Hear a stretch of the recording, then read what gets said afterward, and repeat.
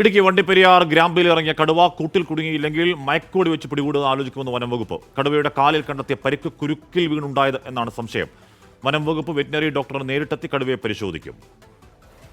അന്നേരം ഒരു 4 മണിയോടുകൂടി നമുക്ക് അതിനെ ഫൈൻഡ് ഔട്ട് ചെയ്യാൻ പറ്റി. നമ്മൾ ഗ്രിഡായി തിരിച്ച് ചതുപ്പുകളെല്ലാം സെർച്ച് ചെയ്തു. അപ്പോൾ ഇന്നലെ നമുക്ക് ഈ ഒരു ചതുപ്പിൽ നമുക്ക് സംഭവം കിട്ടിയിട്ടുണ്ട്.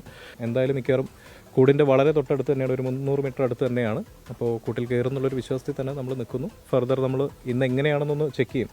അവിടെ തന്നെയാണെങ്കിൽ അടുത്ത ഘട്ടത്തിലേക്ക് നമ്മൾ പോകും. പരിക്ക് നമ്മൾ കണ്ടെടുത്തോളം കുറച്ച് ഗുരുതരമായ അവസ്ഥയിൽ തന്നെയാണ്. ഇന്നലെ കണ്ട ഫുട്ടേജിലൊക്കെ നമുക്ക് ഏകദേശം അതിനൊരു ധാരണയുണ്ട്. എന്നാൽ പോലും നമുക്കിനി അത് ഡോക്ടർ ഇപ്പോൾ എത്തും. ഡോക്ടർ എത്തി അത് ശരിക്കും പരിശോധന ശേഷം കറക്റ്റ് ഇത് നമുക്ക് കിട്ടും. ഇനിയിപ്പോൾ നമ്മളിനി കൂട്ടിൽ കയറാത്ത പക്ഷം മിക്കവാറും നമ്മൾ മയക്കുവെടി വെക്കാനുള്ള ഒരു ഇതിലേക്ക്, അത് ഇപ്പോൾ എന്തായാലും നമ്മുടെ ഡോക്ടറിൻ്റെ ഒരു കൺസൾട്ടേഷൻ ശേഷം ഹയർ ഓഫീഷ്യൽസ് അത് തീരുമാനിക്കും.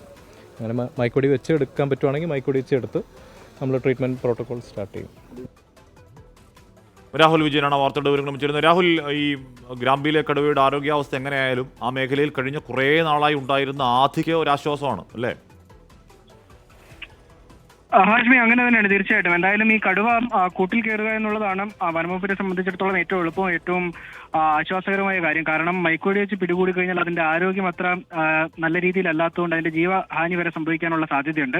അത് ഒഴിവാക്കുകയാണ് വനംവകുപ്പ് ആദ്യം ചെയ്യുക. അതുകൊണ്ട് കൂട്ടിൽ കയറുന്നതിന് വേണ്ടിയുള്ള സജ്ജീകരണങ്ങൾ ആദ്യമേ തന്നെ ഒരുക്കിയിട്ടുണ്ട്. കൂട് നിലവിൽ ഈ കടുവയെ കണ്ടെത്തിയ സ്ഥലത്തേക്ക് കൊണ്ടെത്തിക്കാനുള്ള ശ്രമം കൂടി വനംവകുപ്പ് നടത്തുന്നുണ്ട്. ഇതിൽ ഈ കാലിനേറ്റ പരിക്ക് ഗുരുതരമാണ് നമ്മൾ ആദ്യമേ മുതൽ തന്നെ പറയുന്നതാണ്. എന്തായാലും അത് ഏതെങ്കിലും ഒരു കുരുക്കിൽ കുടുങ്ങിയതാകാം ഈ പരിക്കിന് കാരണമെന്നാണ് വനംവകുപ്പിന്റെ ഒരു പ്രാഥമിക നിഗമനം. മാത്രമല്ല, ഒരു 100 മീറ്ററിൽ കൂടുതൽ ഈ കടുവ കഴിഞ്ഞ 24 മണിക്കൂറിലൂടെ സഞ്ചരിച്ചിട്ടില്ല. അതുകൊണ്ട് തന്നെ എങ്ങനെ കൂട്ടിനകത്തേക്ക് നടന്നു വന്ന് കയറും എന്നുള്ളത് ഒരു ചോദ്യചിഹ്നമാണ്. മാത്രമല്ല, ഇര തേടിയിട്ടില്ല. അതുകൊണ്ട് തന്നെ തീർത്തും അവശനാണ് കടുവ.